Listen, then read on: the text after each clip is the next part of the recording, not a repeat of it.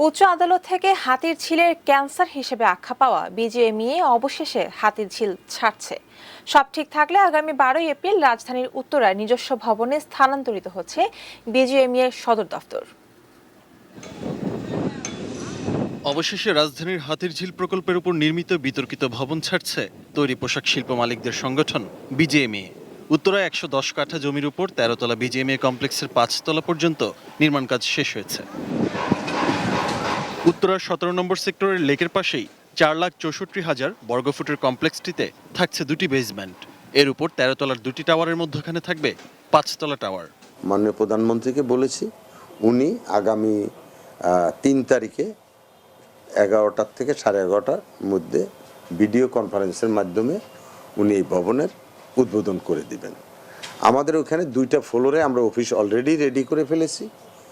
আমরা 15 তারিখ থেকে ওইখানে অফিস করব, 11 তারিখে এখানে অফিস করব, 12, 13, 14 ছুটি আছে, ছুটির মধ্যে আমরা এখান থেকে শিফট করে যাব। 15 তারিখ থেকে ওই উত্তরার ওই অফিসেই আমরা বসবো, সব কর্মকাণ্ড ওখান থেকেই হবে। নির্মাণের শেষ পর্যায়ে এসে কাজ চলছে দিনরাত। দুটি ফ্লোরে কোনো রকম গ্লাস দিয়ে বিজিএমইএ সদস্যদের অফিস করার জন্য তৈরি করা হয়েছে, কিন্তু পুরো ভবনের নির্মাণ কাজ শেষ হতেই লাগবে কমপক্ষে 2 বছর। চ্যালেঞ্জ হলো যে একটা আন্ডার কনস্ট্রাকশন বিল্ডিংয়ের মধ্যে অফিস করতে হবে, কিন্তু যখন মানুষ নিরুপায় হয় তখন তার কিছু করার থাকে না। আমরা ভাড়া নেওয়ারও অনেক চেষ্টা করেছি, মহামান্য আদালতকেও সে কথাগুলো আমরা আগে বলেছি, কিন্তু মহামান্য আদালত শেষ পর্যন্ত আমাদেরকে মুচলেখার বিনিময়ে 1 বছর সময় দিয়েছিল 12 এপ্রিল পর্যন্ত। এখন 12 এপ্রিলের মধ্যে আমাদেরকে এখান থেকে যেতেই হবে।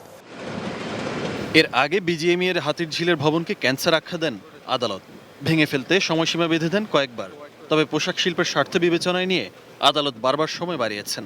ইতোমধ্যেই ভবনটি ছেড়ে দিয়েছে অধিকাংশ বাণিজ্যিক প্রতিষ্ঠান।